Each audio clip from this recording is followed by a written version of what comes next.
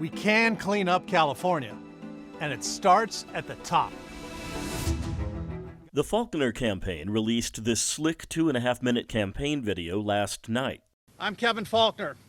I'm running for governor for the great state of California. Faulconer held a rally to personally announce his run today. By the sign behind him, you might think it was at a school named Cabrillo in San Diego.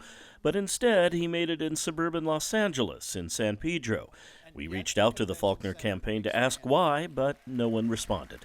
It gives the Republicans really their best shot in the increasingly blue state of California. UC San Diego political science professor Thad Kauser says the effort, begun last June to recall Gavin Newsom, may very well get the more than 1.5 million valid signatures it must have by the March 17th deadline. It looks like it has the professionalization and the institutional support to potentially get there, setting us up for a fall recall. Faulconer accuses Newsom of mishandling the response to the COVID pandemic, and missteps like dining at the exclusive French Laundry restaurant last November certainly haven't helped. But Faulconer is sure to have Republican company in his effort to oust Newsom, whether in a recall this fall or in next year's election.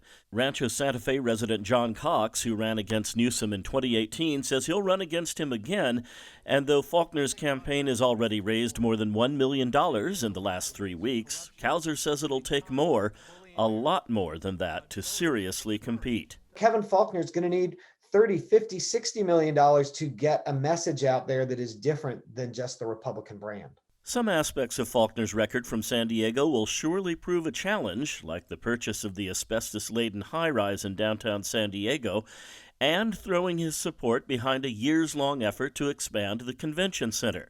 Here's what former Convention Center Corporation Chairman Gil Cabrera told Metro reporter Andrew Bowen about that in December of last year. I think there was a lot of delays that probably weren't necessary. I mean, we went through, I think, 2 or 3 state of the city addresses where we talked about we were going to do something, and then nothing happened that year. Now we wait for March 17th to see if the recall moves forward, and if so, if it ends up like the last one where Gray Davis was ousted and another moderate Republican, Arnold Schwarzenegger, was elected.